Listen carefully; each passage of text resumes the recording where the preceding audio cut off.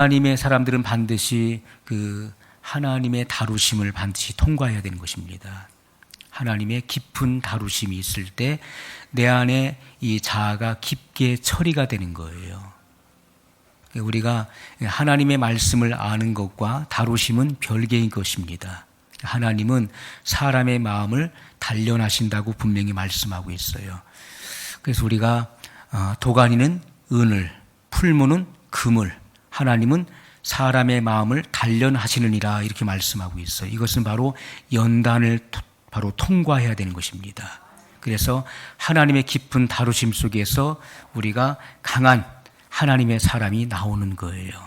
그래서 이 땅에 예수님의 메시아의 오시는 길을 예비했었던 세례 요한은 그 하나님의 종들 중에서 가장 큰 자예요. 여자가 낳은 자 중에 세례 요한 같은 자가 없다라고 예수님 말씀하셨어요. 왜냐하면 세례 요한은 이 땅에 올 때 엘리야의 심령과 능력으로 왔다고 말씀했습니다. 그래서 그 안에 강직한 것이 있는 거예요. 하나님께서 그를 광야로 내모셨습니다.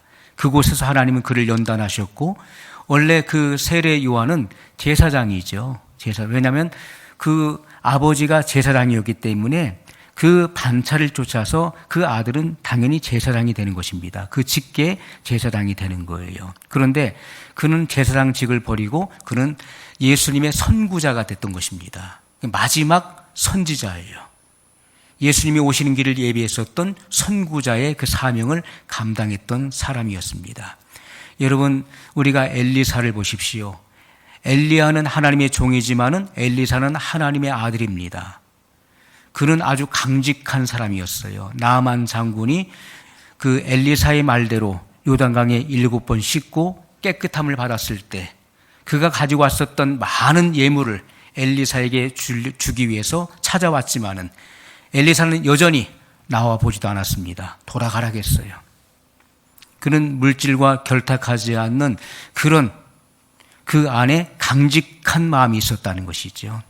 그것이 바로 하나님의 연단을 통과한 사람이에요. 우리가 반드시 하나님의 이 다루심을 받은 사람들은요, 강직한 모습이 있는 것입니다. 여러분, 우리가 모세도 40세 그런 바로 왕궁에서 애굽의 모든 학문과 무예를 다 익혔습니다. 그래서 그는 어머니 요게베스로부터 신앙 교육을 받았지요. 어려서부터 그 신앙 교육을 받았어요. 그래서 그가 어떻게 했습니까? 나는 이스라엘 백성이다. 그래서 이스라엘 백성들이 어떻게 생활하는지 내가 돌아봐야 되겠다. 봤을 때 그 애굽인으로부터 학대를 받는 것을 보고 그 애굽 사람을 쳐 죽였습니다. 그리고 모래로 묻어버렸어요. 그 다음 날 그것이 들통이 났지요. 그는 미디안 광야로 도주를 하게 됩니다. 그리고 거기 40년 동안 미디안의 그 제사장 이드로의 딸과 결혼해서 그 40년 동안에 그는 목자가 되어 양을 치는 목자가 됐습니다. 그것은 그 당시에 가장 비천한 신분이 됐다는 거예요. 이름도 없고 빛도 없이 그런 광야에서 집을 떠나서 오랜 먼 그 광야길을 가서 거기서 양을 치는, 그리고 밤이 되면 하늘의 별을 바라보면서 자기의 그 장인의 양을 치는 그런 외로운 세월을 지나게 됩니다. 40세 자신감이 있을 때는 하나님 그를 쓰지 않으셨어요. 왜냐하면 혈기등등하고 그의 자아가 깨어지지 않았기 때문에 그를 쓰실 수가 없었던 것입니다. 그러나 미디안 광야에서 40년을 보내면서 하나님은 그 마음을 단련하셨어요. 그래서 하나님께서 모세에 대해 증거하시기를 내 종 모세는 그 온유함이 지면의 모든 사람보다 승하더라고 말씀했던 것입니다. 지면의 모든 사람, 이 세상에 있는 그 어떤 사람보다도 모세는 온유하다. 온유하다는 말은요, 그냥 부드럽다는 말이 아니에요. 온유라고 하는 말은 히브리 원문에 보면 험불로 나와 있어요. 이것은요, 하나님의 말씀에 말없이 복종되어진다는 거예요. 하나님 말씀에 거스리지 않고 그 명령에 말없이 그대로 복종되어지는 거예요. 그것이 바로 온유하다, 바로 험불을 말하는 것입니다. 모세는 그런 사람이었어요. 한때는 혈기등등했던 그가 완전히 꺾여졌어요. 그래서 300만 명이 되는 이스라엘과 이방인들이 거기 섞여 있었죠. 그들을 출애굽시켜서 그 모든 이들을 품는 큰 그릇이 됐던 것입니다. 큰 그릇이. 하나님의 일을 하는 사람들은 큰 그릇이 돼야지 종재기가 돼서는 안 되는 거예요. 종재기. 종재기가 나는 충만해. 나는 성령 충만해. 얼만큼 충만합니까? 종재기만큼 충만한 거예요. 이 컵만한 그릇을 갖고 있는 사람이 나는 충만해. 난 넘쳐. 그래봐야 컵이에요. 우리는 큰 그릇이 돼야 된다고요. 큰 그릇. 큰 그릇 속에 수많은 작은 그릇들이 담기는 거예요. 그것을 다 수용할 수 있는 그릇이에요. 그 사람이 하나님이 쓰실 수 있는 사람이에요. 하나님은 그렇게 겸손하고 온유한 사람을 찾으신 것입니다. 예수님 말씀하시기를 수고하고 무거운 짐진 자들아 다 내게로 오라. 우리는 10명만 와도 부담스러워요. 20명, 30명이 찾아와 보세요. 아이고 이거 어떡하지? 부담스러운 거예요. 다 오세요. 괜찮아요. 그런데 막 몰려와 보세요. 힘든 거예요. 근데 예수님 뭐라 하십니까? 수고하고 무거운 짐진 자들아 다 내게로 오라. 내가 너희를 쉬게 하리라. 나는 마음이 온유하고 겸손하니 나의 멍에를 메고 내게 배우라. 그리하면 너희 마음이 쉼을 얻으리니. 이렇게 말씀했어요. 그게 예수님 마음이에요. 다 오라는 거예요. 율법에 매여 있는 자들, 그리고 죄의 종로로 타는 자들아 다 내게로 오라.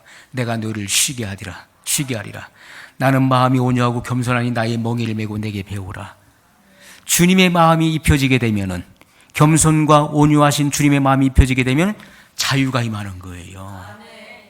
진리를 할지니 진리가 너희를 자유케 하리라. 하나님의 아들이 너희를 자유케 하면 참으로 너희가 자유로워지리라. 이렇게 말씀했어요. 하나님의 아들이 임하면, 주는 영이시니 주의 영이 계신 곳에는 자유함이 있느니라 말씀했어요. 주의 영은 바로 성령이시죠. 성령이 임하시게 되면요, 내 안에 모든 속박이 끊어지게 되는 거예요. 사탄에게 얽매였고 속박되어 있던 모든 그 죄의 멍에가 끊어지는 것입니다. 자유함이 임하는 것이죠.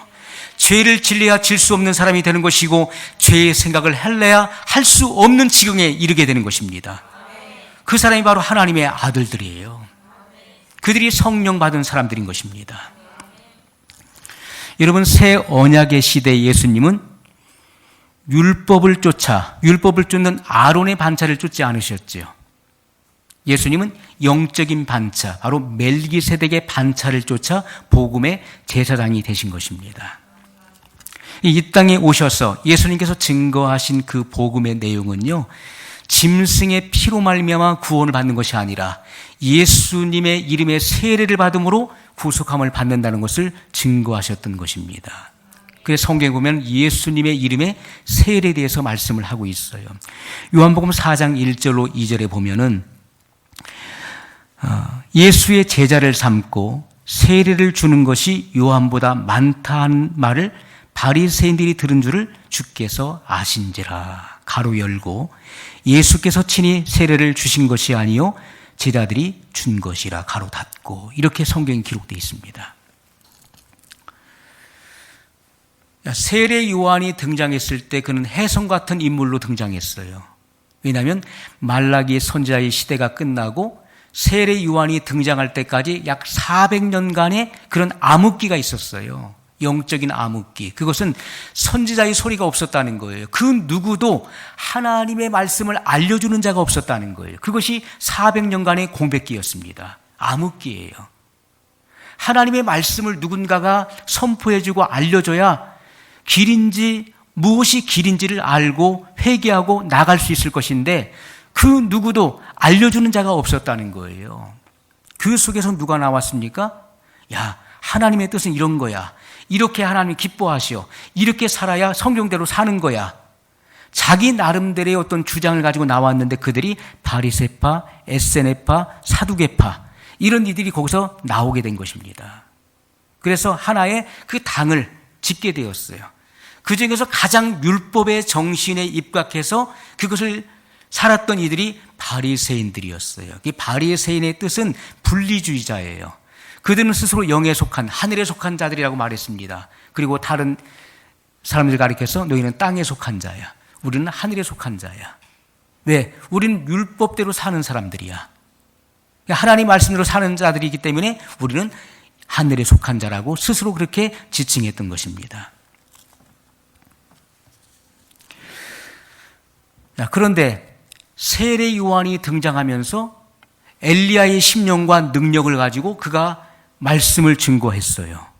회개하라, 천국이 가까웠느니라 했을 때 사람들은 깜짝 놀랐어요. 마치 천지가 개벽하는 듯한 그런 우레와 같은 음성을 듣게 된 것입니다. 엘리야는 어떤 사람입니까? 하나님 말씀을 선포하고 그런 강직한 심령의 소유자였죠. 그리고 하늘에서 불을 끌어서 이 땅에, 이 번제단 위에 불을 내리게 했었던 그런 불의 종이었습니다.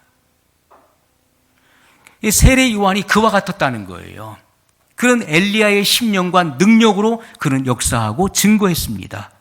그러니까 많은 사람들이 저 사람이 바로 메시아인가 보다, 저가 그리스도가 아니냐 하면서 착각할 정도로 그를 추종하고 따랐습니다. 그 사람들이 산헤드린 공회에서 조사단을 파송하고 당신이 누굽니까? 당신의 실체를 밝히시오라고 했을 때 그가 한 말이 무엇입니까? 나는 그리스도가 아니라, 나는 성경에 말씀하고 있는 오실 그이가 아니라 내 뒤에 오시는 분이 계시는데 나는 그의 신발끈을 풀기도 감당치 못하겠노라. 나는 너에게 물로 세례를 주거니와 내 뒤에 오시는 그분은 불과 성령으로 세례를 주실 것이다. 이렇게 말씀했어요. 그리고 예수님께서 등장하셨을 때 뭐라고 합니까? 보라, 세상 죄를 지고 가는 하나님의 어린 양을 보라 하면서 자기를 주목하고 있었던 군중의 시선을 예수님께로 다 돌렸어요. 저분을 보라. 저분이 바로 메시아다. 저분을 따라가라. 그렇게 증거했던 것입니다. 그래서 자기의 제자들도 예수님에게로 돌렸어요. 그래서 예수님의 제자들이요, 다 세례 요한의 한때 제자들이었던 것입니다. 그래서 야고보, 안드레와 그 요한도 세례 요한의 제자였었는데 예수님에게로 인도를 했던 것이고, 시몬 베드로도 마찬가지예요. 세례 요한의 제자였었는데 예수님에게로 인도한 거예요. 그래서 예수님께 뭐라고 하십니까? 요한의 아들 시몬아, 내가 나를 사랑하느냐. 그 요한이 누굽니까? 세례 요한을 말하는 거예요. 세례 요한. 한때 그는 세례 요한의 마치 영적인 자녀와 같은 존재였습니다. 제자였으니까요. 그래서 요한의 아들 시몬아, 내가 나를 사랑하느냐. 이렇게 예수님께서 물으셨던 거예요. 세례 요한은 자기를 쫓았던 제자들을 다 예수님께로 돌렸어요. 저분을 따라가라. 저분이 메시아다. 여러분, 새벽에 샛별이 떠오르면, 샛별은 바로 광명한 새벽별, 바로 태양을 의미하는 것이죠. 예수님은 빛나는 새벽별이에요. 태양도 별이잖아요. 이것은 바로 해를 말하는 것입니다. 해가 떠오르게 되면요, 달도 별도 그 자취를 감춰야 되는 거예요. 아, 나는 달이야. 나는 그래서 빛이어야 돼. 이게 아니에요. 태양이 떠오르면 달도 그 자취를 감춰야 되는 것이고 별도 자취를 감춰야 되는 거예요. 의로운 태양이신 예수님께서 그 때가 되어 등장하시니까 세례 요한은 그 자취를 감추는 거예요. 그래서 뭐라고 합니까? 저는 흥하여 하겠고 나는 쇠하여 하리라. 예수님은 흥하셔야 된다는 거예요. 예수님의 때가 이르렀다. 메시아가 오셨다. 그러므로 그분은 흥하여야 되겠고 나는 쇠퇴하여야 하리라. 그러면서 그는 말없이 자취를 감추게 되는 것이고 순교자가 되는 것입니다. 여러분, 우리가 항상 이러한 겸손의 마음을 가져야 돼요. 그래야 하나님의 의를 이룰 수가 있는 것입니다. 자, 그런데 이제 예수님이 계신 곳에 사람들이 더 몰리게 되었어요. 이것을 바리새인들이 들은 것을 주께서 아신지라 이렇게 말씀하고 있어요. 그러면서 예수께서 친히 세례를 베푸신 것이 아니요 그의 제자들이 베푼 것이라. 예수님은 물세례를 베푸시는 분이 아니에요.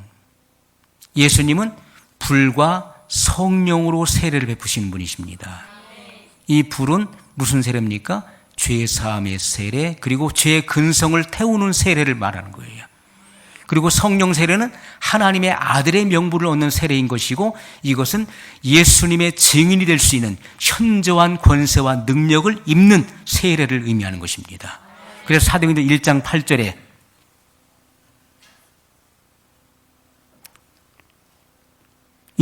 뭐라 하겠습니까? 오직 성령이 너희에게 임하시면 너희가 권능을 받고 예루살렘과 온 유대와 사마리아와 땅끝까지 이르러 내 증인이 되리라 하시니라. 예수님의 증인되는 현저한 권세와 능력이 입혀지는 세례가 바로 성령 세례인 것입니다. 자, 제자들이 베푼 세례는 세례 요한 같은 물 세례가 아니라 무슨 세례입니까? 죄사함의 세례, 예수님의 이름으로 죄사함의 세례를 베풀었어요. 사도행전 2장에도 보면은 사도들이 뭐라 하겠습니까? 너희가 예수 그리스도의 이름으로 죄사함을 받고 죄사함을 받으라. 예수 그리스도의 이름으로 죄사함을 받으라. 그리하면 성령을 선물로 받으리니, 이렇게 말씀하고 있어요. 먼저 예수 그리스도의 이름의 이 세례, 이것은 죄사함의 세례를 말하는 것이고요. 이 세례를 받은 사람은 성령을 선물로 받는다. 성령 세례를 받는다는 것을 분명히 말씀을 하고 있습니다. 여러분, 율법 아래 있는 자들은 율법의 계명을 믿음으로 증거를 받았지만, 그러나 성령의 약속을 받지 못한 자들은 새 언약의 시대에 반드시 예수님의 이름으로 죄사함의 세례를 받아야 된다는 것입니다. 이것은 성령 세례와 구분되는 거예요. 성령 세례를 받게 되면 하나님의 아들의 명분을 얻게 돼요. 그리고 하나님의 일을 할 수 있는 권세와 능력을 얻게 되는 것입니다. 그래서 주님의 증인될 수가 있는 거예요. 그래서 우리가 에베소에 보면은 술 취하지 말라, 이는 방탕한 것이니 오직 성령의 충만함을 받으라, 이렇게 말씀했습니다. 우리가 성령 세례는 단회적인 것이고요, 성령 충만은 반복적이고 연속적인 것입니다. 성령 충만을 술에 취하는 것과 비교했어요. 왜냐하면 우리가 성령 충만은 새 술에 취하는 것입니다. 우리가 성령 세례를 받아서 하나님의 아들의 명분을 얻은 사람들은 날마다 반복적으로 성령의 충만함을 받아야 돼요. 이 충만이라고 하는 것은 풀레스를 말하죠. 풀레스. 꽉 찼다는 거예요. 꽉 차게 되면 어떻습니까? 흘러 넘치는 것이죠. 차게 되면은 흐르게 돼 있는 거예요. 그래서 성령 충만한 자가 돼야 된다는 것입니다. 오늘 우리가 읽은 말씀을 보게 되면은 베데스다 연못 안으로 한번 들어가 보십시오. 거기 누가 있습니까? 거기 행각 5이 있는데 거기에는 소경, 많은 병자, 소경, 절뚝발이, 혈기 마른 자들이 누워서 물의 동함을 기다리고 있었다, 이렇게 말씀을 하고 있습니다. 자, 여기 베데스다 그 행각에는 많은 병자들이 그 물의 동함을 기다리고 있었어요. 자, 이들은 누구를 비유해서 하신 말씀인가요? 바로 율법 안에서 죄와 사망에 포로되어 있는, 속박되어 있는 영적인 눈과 귀가 닫혀 있는 이스라엘 자손들을 상징하는 것입니다. 이들이 바로 소경이고 영적 병자들이에요. 자, 하나님께서는 모세에게 제사 제도를 제정해 주실 때 너는 흠이 없는 제물을 하나님께 드리라고 말씀했어요. 하나님께 드려지는 성물은요, 반드시 흠이 없어야 되는 거예요. 그래서 우리가 그리스도의 신부가 되기 위해서는, 그리스도의 신부는 어떻습니까? 점도 없고 흠도 없고 티도 없고 주름 잡힌 것이나 얼룩짐이 없어야 되는 거예요. 죄의 얼룩이 있어서는 안 되는 거예요. 그래서 죄와 상관없이 주님을 바라는 자들에게 주께서 2번째 자기를 나타내신다고 말씀하고 있잖아요. 이것은 하나님의 약속을 받은 자를 말하는 것입니다. 이렇게 주님은 정결한 신부를 원하시는 거예요. 이 큐브는 결정체잖아요. 결정체. 그것이 바로 그리스도의 신부예요. 보라, 새로운 피조물, 바로 나의 신부를 보라, 주님이 그렇게 말씀을 하고 있는 것입니다. 하나님께서는 분명히 모세에게 제사 제도를 제정해 주실 때 흠이 없는 짐승을 드리라고 말씀을 했어요. 흠이 없는 제물은 장차 하나님의 나라로 구속함을 받는 그러한 사람을 의미하고 있는 것입니다. 흠이 없어야 구속함을 받게 되는 거예요. 그런데 병자들은 어떻습니까? 흠이 있는 것이죠. 그래서 하나님 나라에 갈 수 없는 자를 말하는 것입니다. 영안이 닫혀 있어요. 영적인 눈과 귀가 닫혀 있는 자들, 이들은 어디에 갑니까? 음부와 사망으로 떨어지게 되는 것이죠. 그래서 우리가 하나님의 뜻을 알아야 돼요. 하나님의 뜻을 알고 예수님만이 유일한 길이요 진리요 생명 되심을 알고 고백하는 자들, 그 뜻을 행하는 자들만이 구원에 이를 수가 있다는 것을 말씀하고 있어요. 마태복음 7장 21절에 나더러 주여 주여 하는 자마다 다 천국에 들어갈 것이 아니요 다만 하늘에 계신 내 아버지의 뜻대로 행하는 자라야 들어가리라고 말씀했습니다. 하나님의 뜻을 알고 행하는 자만이 천국에 들어갈 수 있다는 것을 주님은 분명히 말씀했어요. 여러분, 구원이 보입니까? 구원이 보이나요?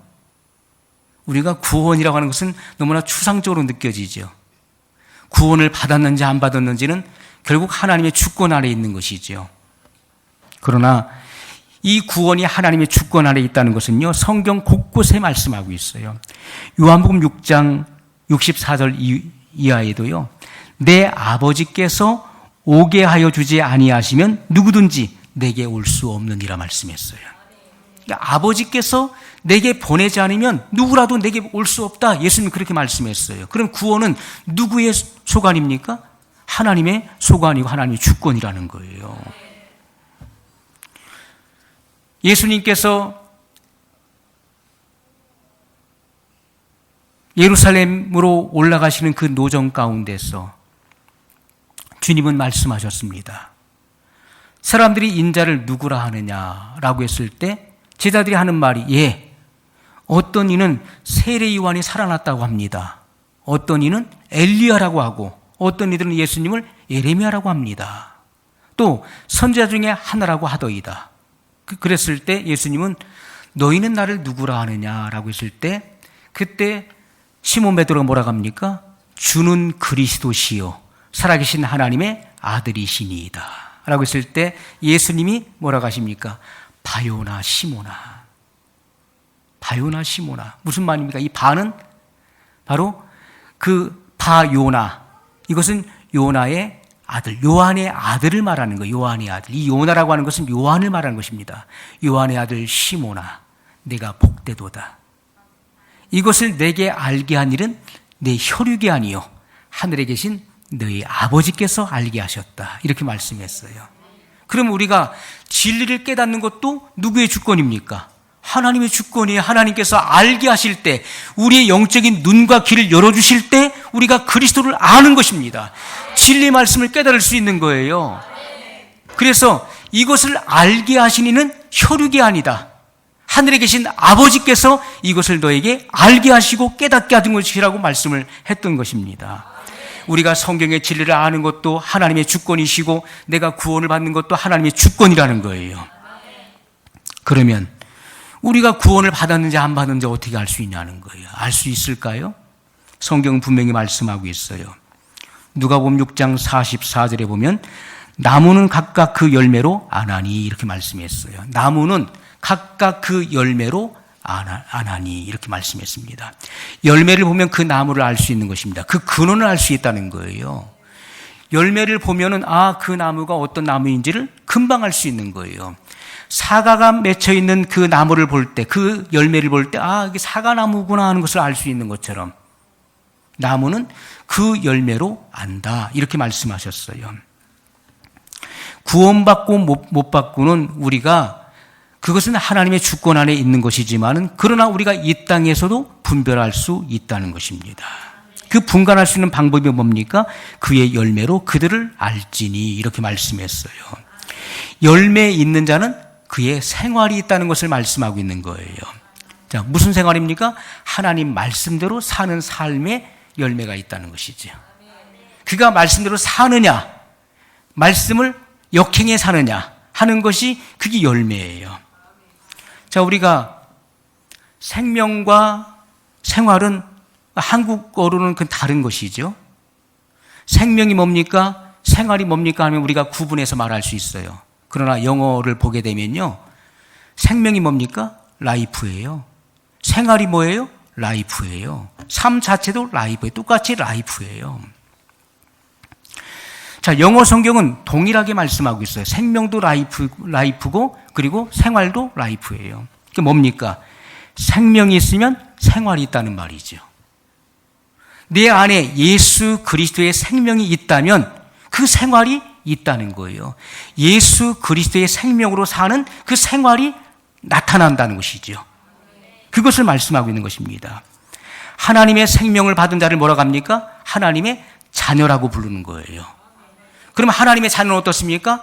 내 안에 있는 그 생명을 나타내는 삶을 살아간다는 것이죠. 여러분, 생명이 뭡니까?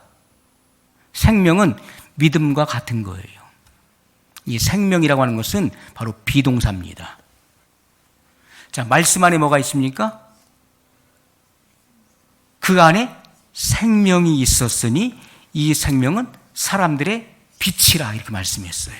무슨 빛입니까? 하나님을 아는 빛이에요. 아는 지혜의 빛이요, 지식의 빛이요, 청명의 빛을 말하는 것입니다. 그것이 이 말씀의 실체예요. 빛이 없으면 우리가 하나님의 존재를 알 수가 없는 거예요. 나 자신을 성찰할 수도 없는 거예요. 그래서 이 말씀 안에 생명이 있어요. 영원한 생명이 있어요. 이 생명은 비동사예요. 우리가 동사가 뭡니까? 비동사라고 하는 것은 있다, 존재한다, 살아있다, 움직인다는 것을 말하잖아요. 비동사는요, 죽은 게 아니에요. 죽은 물고기는 물살에 흘러가지만은 살아있는 물고기는 그 물살을 거슬러 올라가는 것입니다. 이 세상을 역행하는 것이 살아있는 생명체예요. 여러분 안에 예수님의 그 생명이 들어있다면은 이 세상의 이 풍조를 거슬러 올라가는 것입니다. 비진리를 거슬러 올라가는 것이 바로 생명체예요. 이 세상의 그 어떤 것도 성령의 9가지 열매를 막을 수가 없어요. 이 세상이 금지할 수 없는 법이라고 성경은 분명히 말씀하고 있는 것입니다. 내 안에서 맺어지는 그리스도의 이 아름다운 품성을 누가 막을 수 있겠습니까?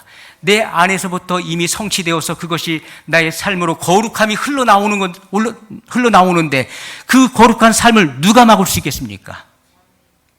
그래서 여러분, 성령의 인침을 받은 사람은요, 예수님과 같이 그 거룩한 삶의 모습이 나오는 거예요.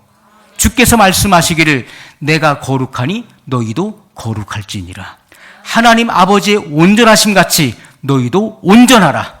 그렇게 말씀했어요. 이 온전하다는 것은 바로 퍼펙트. 그래서 이 우리가 성령 세례를 다른 말로 뭐라고 합니까? 다른 말로 이것은 우리가 온전한 사랑, 퍼펙트 러브라고 하는 것입니다. 온전한 사랑이에요. 그래서 하나님만을 절대적으로 사랑하는 그 필연적인 존재가 되는 거예요. 그가 하나님을 사랑하고 주님 앞에 헌신하는 그 모습을 보고 이웃을 내 몸과 같이 사랑하는 그 객관적 증거를 통해서 그가 성령 받은 사람인 것을 우리가 알 수 있는 것입니다. 그가 구원에 이른 사람인 것을 우리가 알 수가 있다는 것이죠. 그래서 우리가 예수님의 생명을 받은 사람은요, 그의 삶 속에서 거룩함이 자연스럽게 흘러나오는 거예요. 그의 말을 통해서, 그의 행실을 통해서 이 깨끗한 삶이 그대로 흘러나와요. 그래서 열매는 눈에 보이는 것처럼 그의 구원도 눈에 보이는 거예요. 아, 저가 하나님을 만난 사람이다. 저 사람은 아직 하나님 만난 사람이 아니다 하는 것을 우리가 알 수가 있는 거예요. 뭘로 합니까? 그의 열매로 그들을 알지니 이렇게 말씀했잖아요. 이것은 확실한 것이고 이것은 속일 수가 없는 절대 불변하는 성경의 진리인 것입니다. 그래서 우리가 반드시 빛이 되는 삶을 살아가야 되는 것입니다. 빛이 돼야 돼요. 세상에 나가서 그들에게 영적인 영향력을 끼쳐야 되는 것이고 우리가 하나님의 자녀인 것을 우리의 삶을 통해서, 여러분의 언행을 통해서 반드시 증거하고 입증하는 그런 삶을 살아내야 된다는 것입니다. 여러분, 온전하고 그리고 거룩한 성물이 아니고서는 하나님 나라에 들어갈 수가 없고 하나님이 받으시는 제물이 될 수 없다는 거예요. 흠이 있는 제물은 하나님 나라에 들어갈 수 없어요. 반드시 흠이 없어야 돼요. 여기 베데스다 연못 안에 행각 5이 있습니다. 이 행각이라고 하는 것은 사람들이 모여있는 그런 정자와 같은 곳을 말하는 거예요. 그런 장소를 말하는데, 이 베데스다 연못가에 있는 이 행각 5이 의미하는 것이 뭐냐 하는 것이죠. 이것은 율법 아래서 모세 오경을 지키는, 바로 지키고 행하는 미련한 5 처녀의 모임을 의미하는 것입니다. 자, 예수님께서 오셔서 그 베세다 들에서 주님께서 행하신 기적이 있었어요. 오병이어의 기적을 행하셨습니다. 그리고 나서 얼마 후에 7병이어의 기적을 또 행하셨지요. 자, 오병이어의 기적에 나오는 것이 보리떡 5개와 물고기 2마리로 남자만 5,000명을 먹이고 12바구니가 남는 기적을 행하셨어요. 거기서 말하는 이 오병이어에서 이 오라고 하는 수가 나옵니다. 보리떡 5개. 보리떡 5개는 뭘 말합니까? 슬기로운 5 처녀를 비유로 말씀하시는 것이죠. 그들은 예수님이 오실 때 기름과 함께 등과 함께 기름을 함께 준비하고 기름 등불을 밝혀서 예수님을 맞으러 나갔던 슬기로운 5 처녀를 의미하는 것입니다. 그러나 여기 행각 5 안에 머물러 있었던 이 병자들은 누굴 의미합니까?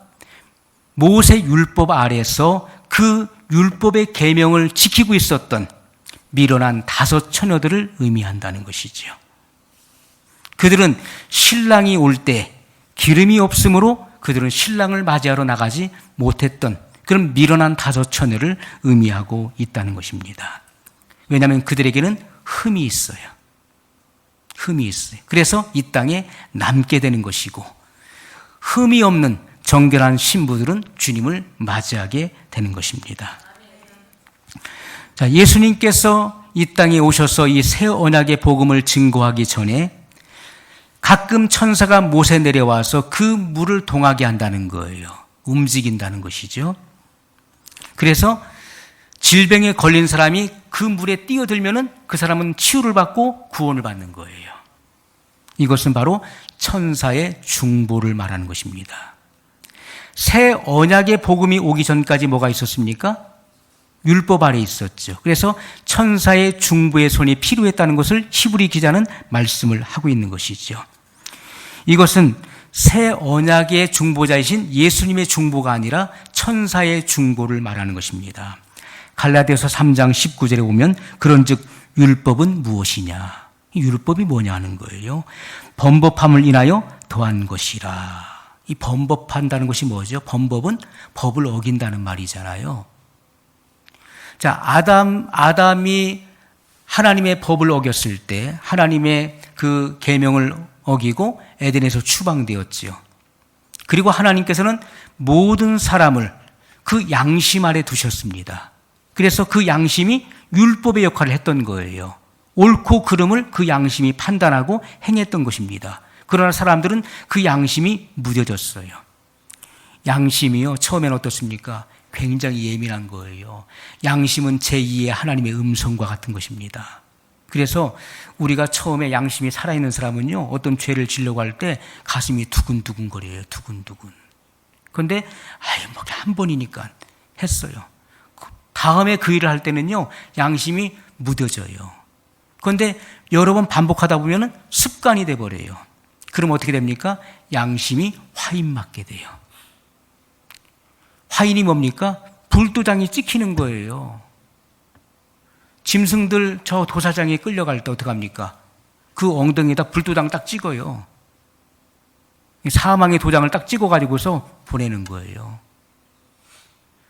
화인 맞다는 것은요, 이 양심이 마비됐다는 거예요. 양심이 더 이상 작동하지 않는다는 거예요. 죄를 죄로 알지 못하는 거예요. 밥 먹듯이. 이게 세상이 무법천지가 되는 거예요. 율법이 무엇이냐?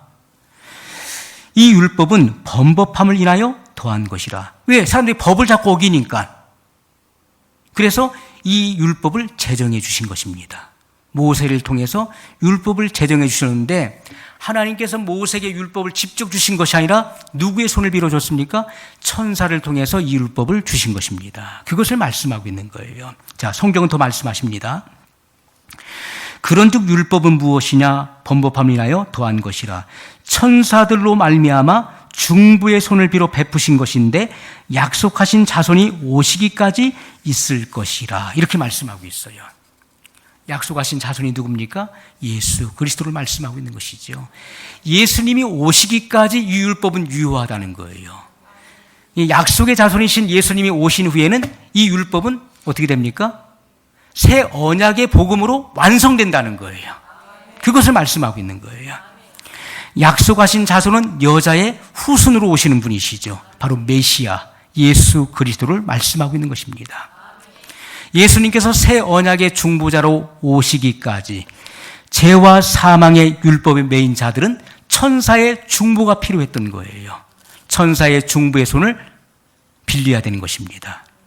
야곱도 그랬어요. 그리고 다니엘도 그랬고 모세도 그랬습니다. 천사가 와서 하나님의 비밀을 증거해 준 거예요. 그 중간 역할을 한 것입니다. 여러분, 새 언약의 복음의 사도들은 어떻습니까? 성령께서 직접 오셔서 그 비밀을 알려주시는 거예요. 그래서 예수님께서 성령을 약속하실 때 보혜사 성령이 오시면 내가 너에게 말한 모든 것을 가르치시고 생각나게 하시고 또한 장래일을 알리시리라고 예수님께서 약속하셨던 것입니다. 그래서 새 언약의 시대 복음의 사도들은 성령께서 임하시니까 예수님이 하셨던 모든 말씀들을 생각나게 됐고 그리고 깨닫게 된 것입니다. 그래서 나가서 바로 복음을 증거하게 됐던 거예요. 여러분도 마찬가지입니다. 여러분이 그동안 수없이 많은 말씀들을 들었어요. 그러나 증거하지 못하는 것은 아직 여러분 안에 성령의 인치심이 없다는 것인데, 성령이 인을 치시게 되면은 여러분 바로 나가서 증거할 수 있게 돼요. 왜요? 이 모든 말씀이 깨달아지기 때문에 가서 증거할 수 있게 된다는 것입니다. 초대교회 7 집사들도 그들이 뭐 했습니까? 가서 복음을 증거했어요. 스데반 집사도 순교할 때까지 기탄 없이 하나님 말씀을 증거했어요. 왜요? 성령이 임하시니까. 성령과 지혜가 충만했죠. 그는 모든 교인들로부터 칭찬받았던 사람이었어요.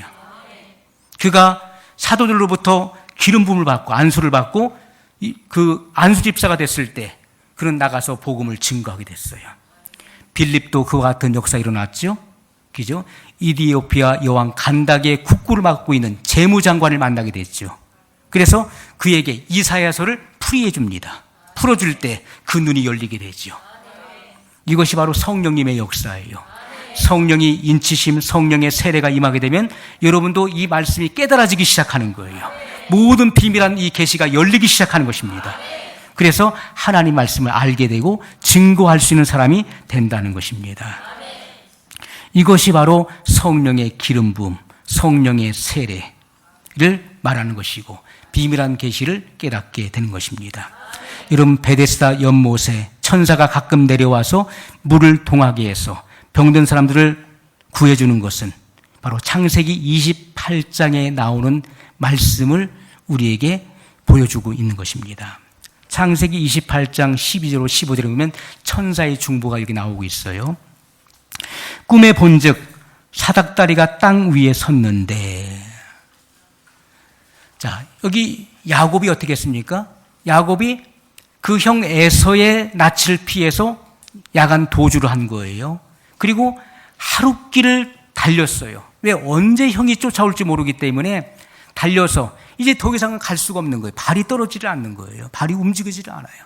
그래서 거기에 기진맥진해서 쓰러져 돌을 베개 삼고 잠이 들었는데, 꿈에 본즉 사닥다리가 땅 위에 섰는데 그 꼭대기가 하늘에 닿았고, 또 본즉 하나님의 사자가 그 위에서 오르락 내리락 하고, 또 본즉 여호와께서 그 위에 서서 가라사대 나는 여호와니 너의 조부 아브라함의 하나님이요 이삭의 하나님이라. 너 누운 땅을 내가 너와 내 자손에게 주리니. 이렇게 말씀했어요.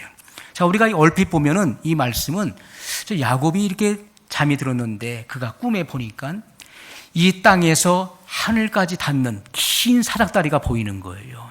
그런데 거기 천사가 오르락 내리락 하는 거예요. 천사가. 그러면서 하나님께서 말씀하시는 거예요. 나는 너의 조부 그리고 너의 아버지 이삭의 하나님이다. 이렇게 말씀하시는 거예요. 그래서 하나님과 야곱이 이렇게 마치 대화를 주고받는 것처럼 느껴져요. 그러나 성경은 그것을 말씀하시는 것이 아니라 여기 천사의 중보를 지금 말씀하고 있는 거예요. 천사가 왜 하늘과 땅을 잇는 그 사닥다리, 하나님이 계신 곳과 하나님의 보호자와 지금 야곱이 있는 이 땅을 연결하는 사닥다리가 왜 필요하며 또 천사가 오르락내리락하는 그 이유가 무엇인지를 지금 설명하고 있는 것입니다. 이것은 천사의 중보를 말씀하고 있는 것인데 천사가 하늘에서 하나님의 음성을 듣고 이 땅에 내려와서 야곱에게 알려주는 거예요. 야곱아, 하나님은 여호와 하나님은 바로 너의 조부의 하나님, 너의 아버지의 하나님이라고 말씀하신다. 그러면서 내 자손을 땅에 티끌같이 동서남북으로 편만하게 하실 것이라고 하나님께서 말씀하신다. 이렇게 알려주는 거예요. 또 하늘에 올라가서 하나님의 음성을 듣고서 이 땅에 내려와서 야곱에게 또 알려주는 거예요. 내가 앞으로 번성하게 될 것이다. 내 후손이 번성하게 될 것이다. 이렇게 알려준다는 거. 이것이 바로 천사의 중보를 말하는 것입니다. 자, 내 자손이 땅에 티끌같이 되어서 동서남북에 편만할지며 땅의 모든 족속이 너와 내 자손을 인하여 복을 얻으리라. 천사가 또 이야기를 해줘요. 내가 너와 함께 있어. 이거 하나님이죠. 그래서 천사는요, 메신저기 때문에 하나님의 말씀을 간접사를 쓰지 않고 직접사를 쓴다고 그랬죠. 마치 하나님이 여기서 딱 말씀하시는 것처럼 직접사를 쓰는 거예요. 내가 너와 함께 있어 내가 어디로 가든지 너를 지키며 너를 이끌어 이 땅으로 돌아오게 할지라. 내가 내게 허락한 것을 다 이루기까지 너를 떠나지 아니하리라. 이렇게 말씀하시는 거예요. 이것은 천사가 바로 하나님의 뜻을 받아서 야곱에게 전달해 줬다는 거예요. 이것이 바로 그 구약시대 율법 아래 있었던 하나님의 종들에게 주님은 이렇게 말씀하신 것입니다. 그러나 새 언약의 시대에는 누가 알려줍니까? 성령이 알려주시는 거예요. 성령이 임하셔서 성령이 내 몸을 성전 삼고 내 안에 계셔서 이 천국의 모든 비밀을 깨닫게 하시고 알려주신다는 거예요. 자, 여기서 천사가 누굽니까? 이 사자는 바로 천사를 말하는 것이죠. 천사가 중보한다는 것을 오르락내리락 한다는 것으로 표현하고 있는 거예요. 이 천사는 하나님의 종입니다. 그래서 히브리서에도 뭐라 하겠습니까? 모든 천사는 하나님의 부리는 종들로서 구원받을 후사들을 섬기라고 보내심이 아니뇨. 이렇게 말씀하고 있잖아요. 천사들이 하는 일이 뭡니까? 구원받을 후사들을 섬기기 위해서 이 땅에 온 거예요. 그리고 저희 천사들이 날마다 하나님을 배움느니라 말씀했어요. 그렇다면 구원받은 후사들, 성령의 인침받은 후사들에게는 누가 있습니까? 천사들이 있는 거예요. 천사들. 그 천사들이 날마다 하나님을 뵙는 거예요. 그래서 하나님께 보고한다는 거예요. 그것이 성경이에요. 우린 이것이 추상적으로 느껴지면 안 되는 거예요. 성경이 그것을 증거하고 있는 거예요. 성경은 참 진리만을 말씀하고 있는 것입니다. 어떤 사람들은 천사가 어디 있어? 귀신이 어디 있어? 그 사람은 성경을 안 믿는 사람이에요. 성경의 모든 역사는요, 천사의 중보와 천사의 이런 메신저의 이 사역과 이 일들을 성경이 분명히 우리에게 가르쳐 주고 있고, 또 귀신의 역사에 대해서도 성경은 분명히 말씀하고 있어요. 그런데 귀신을 부정하는 사람도 있어요. 귀신 그런 게 어디 있어? 이 시대에 귀신이 어디 있어?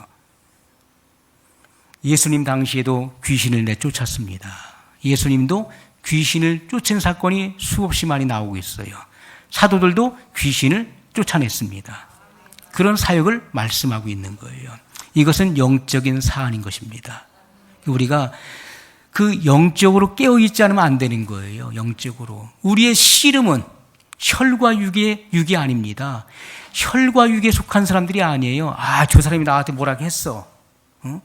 그 사람 가지고 싸우려고 하면 안 되는 거예요. 그 사람 영안이 닫힌 사람이에요. 그 배후에 누가 있습니까?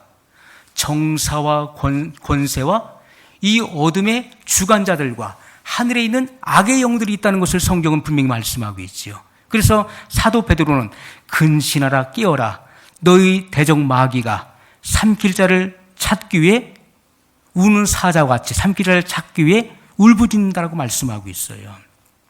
그래서 우리가 깨어 있어야 된다는 것입니다. 영적으로 영안이 열리지 않으면 못 보는 거예요.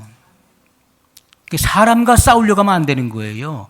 그 배후에 역사하고 있는 그 악한 영들의 세력을 보라는 거예요. 그것을 우리가 영으로 감지하지 않으면 안 되는 것입니다. 영적인 흐름을 우리가 알아야 되는 거예요. 이 영적인 흐름이 지금 어떻게 흘러가고 있는가를 영으로 읽고 감지하는 것이죠.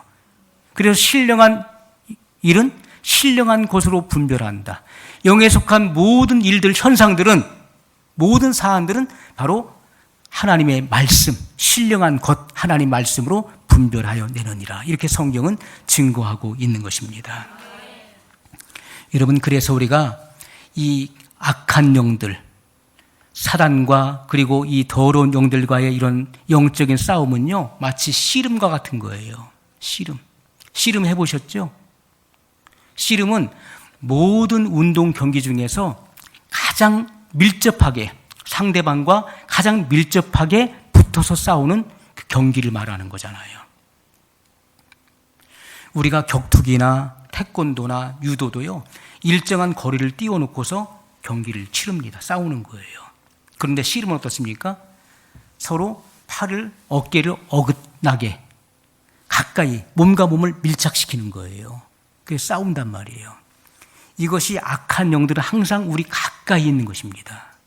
가장 가까이 있어요.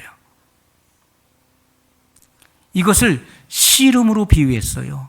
가장 가까이 있다는 거예요. 악한 영이 저 우주에만 있는 게 아니에요. 사단은 어디에 있습니까? 저 무적행에 갇혔어요. 그러나 그 하늘에 2층전에 누가 있습니까? 정사와 권세, 자칭 하나님, 자칭 신이라 칭하는 이들이요, 면류관을 쓰고 앉아 있어요. 영계에 들어가게 되면은. 그게 정사와 권세들입니다. 이 자칭 신이라 칭하는 이들이 통치하고 있는 통치자들을 말하는 것입니다. 그래서 그 다니엘이 하나님께 보여주신 그 환상의 비밀을 알기 위해서 기도했을 때 그 기도한 날로부터 그 기도가 상달됐죠. 그 하나님께서는 가브리엘 천사장을 보냈어요. 그 가브리엘 천사장을 보냈죠. 이 비밀을 알게 하기 위해서 가브리엘 천사장을 보냈을 때 가브리엘이 빨리 날아서 이 비밀을 영계에서부터 이 땅에까지 빨리 날아서 오는데 바사 국군이 막았다고 기록하고 있지 않습니까? 바사 제국을 통치하고 있는 영계의 그런 통치자를 의미하는 것입니다. 영적인 전쟁이 하늘에서 있었어요. 싸움이 끝나지 않을 때 하나님께서 미가엘과 그 천사들을 보내게 되죠. 그 싸움에서 이겨서 가브리엘 천사가 다니엘에게 와서 그 환상을 풀어주는 내용이 성경에 나오잖아요. 이것은 영적인 사안이에요. 우리가 이런 영계를 알지 못하면요, 신앙생활을 잘 못하게 돼 있는 거예요. 내가 지금 그 불화살인마저도 모르는 거예요. 영계에서는 어떻습니까? 영계에서는요, 정확한 거예요. 그래서 우리가 적의 화전으로부터 우리가 보호를 받기 위해서 뭐가 필요합니까? 의의 흉배가 필요한 거예요.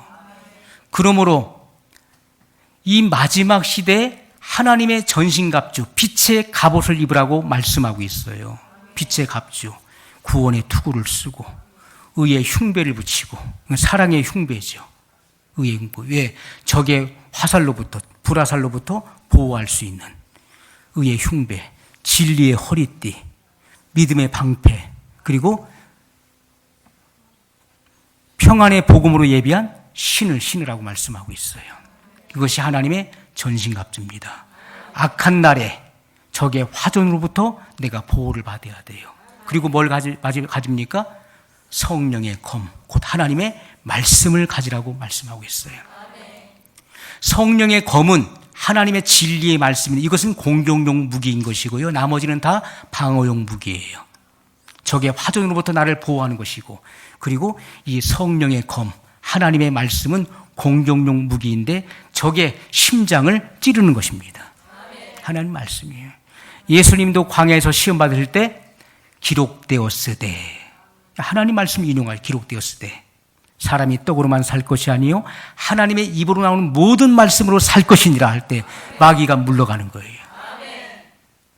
하나님 말씀, 기록된 하나님의 말씀으로 대적해야 되는 거예요. 우리 안에 새 언약의 말씀이 충만할 때 그것이 입으로 증거되어 나오는 거예요. 그때 사단의 모든 이 견고한 진이 깨지는 것입니다. 견고한 진을 파하는 강력은 바로 하나님의 말씀이에요. 자, 천사는 바로 하나님의 종으로서 영적 존재예요. 천사는 마지막 때도 역사하고 있어요. 지금도 역사하고 있죠. 그래서 하나님의 종들의 이마에 인을 치는 거예요. 뭘로 인을 칩니까? 바로 구원의 표로 인을 친다고요. 14만 4천인의 이마에는 뭐가 있습니까? 구원의 표가 있는 거예요. 그래서 예수 그리스도의 이름, 어린 양 예수 그리스도의 이름으로 이마에 인을 친다고요. 그래서 하나님의 종이 되는 것입니다. 그러나 하나님의 아들들은 누가 인을 칩니까? 성령으로 인을 치는 거예요. 성령으로. 성령이 내주하시는 것입니다. 하나님의 자녀가 되는 거예요. 그들이 휴거의 대상이 되는 것입니다. 천사는 마지막 때도 무슨 일을 합니까? 7 나팔의 재앙, 그리고 7 대접의 심판을 누가 실행합니까? 천사들이 실행하는 거예요. 7 인을 떼는 것은 어린 양 예수님께서 떼시는 거예요. 7 인을 먼저 떼죠. 그리고 7 나팔 재앙, 7 대접 재앙이 나오는 이것은 다 천사들이 행하는 것입니다. 자, 베델에서 약속했던 이스라엘의 남은 자손들이 동서남북에 편만하게 된다는 거예요. 그래서 천사가 성결의 표로 그들의 이마에 인을 쳐주게 됩니다. 그래서 이 천사가 하나님의 인을 14만 4천인에게 인을 치는 것입니다. 그래서 우리가 여러분 아담 이후로 그 7년 대환란의 그 후 3년 반 짐승의 그 표를 받는 그 시기까지 그 이마에 천사가 인을 친 자들이 바로 14만 4천인의 이 14만 4천은 구원받은 총수를 말하는 거예요. 총수. 그들은 바로 구원을 받는 자들이 하나님의 종으로 구속함을 받는 자들을 말하는 것입니다. 우리가 성경에요 많은 말씀들, 요즘에 이 성경에 나오는 말씀들을 신천지나 이런 이단들이 그런 말씀을 가지고 인용하고 자기 나름대로 어떤 비유를 통해서 막 풀고 합니다. 성경은 성경으로 풀어야 되는 거예요. 이단들은 반드시 뭐가 있습니까? 그 교주가 있어요. 그래서 그 교주가 추앙을 받고 결국은 그가 하나님이라고 그러고 성령이라고 그러고 그렇게 말을 하는 것입니다. 그래서 이단은 다를 이의 끝단이에요. 반드시 끝이 달라요. 그 결과가 다른 결과가 반드시 나오게 돼 있는 거예요.